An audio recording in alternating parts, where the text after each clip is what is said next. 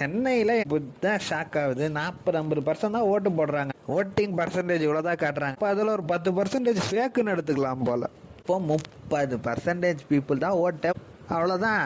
உரிமை ஒரு பொருட்டே இல்லை. அடுத்த வாட்டிலாம் ஓட்டுரிமை அவன் பொலிட்டிக்கலி ஆக்டிவாக இருக்கானோ அவனுக்கு மட்டும்தான் வைக்கணும். எல்லாருக்கும் ஓட்டுரிமை வேணும்னு ஒருத்தன் உசுரை கொடுத்து போராடினாங்க, அவங்கள உதைக்கும். நானும் அதான் யோசிக்கிறேன், பேசாமல் நம்மளும் சைனீஸ் கம்யூனிஸ்ட் பார்ட்டி மாதிரி பப்ளிக்காக வச்சுக்கலாம். எதுக்கு உனக்குலாம் ஓட்டு உரிமை? ஓட்டு போட்டு ஒரு நாள் எதுக்கு வேஸ்ட் பண்ணுறேன்? உங்களுக்குலாம் லீவ் கொடுத்து நீ எப்படி ஓட்டு போட, உனக்கு எதுக்கு ஓட்டு? சர்வாதிகாரிலாம் சர்வாதிகாரியா இருந்தாலும் கஷ்டமா. நீ 10 பேர் உன்னை சுற்றி இருக்கணும்னா உன் துதி தான் பாடணும். உன்னை யாரு கிரிட்டிசைஸ் பண்ணா அவங்க தடுத்துருவேன். அதிகாரத்துக்கெல்லாம் நான் ஒன்றும் சப்போர்ட் பண்ணல. நான் சைனா மாதிரி ஒரு ரிப்பப்ளிக் கண்ட்ரியா மாத்திரலாம். உனக்கு எதுக்கு ஓட்டு உரிமை? எவன் அரசியல் பண்றான் அவன் மட்டும் ஓட்டு போட்டான்.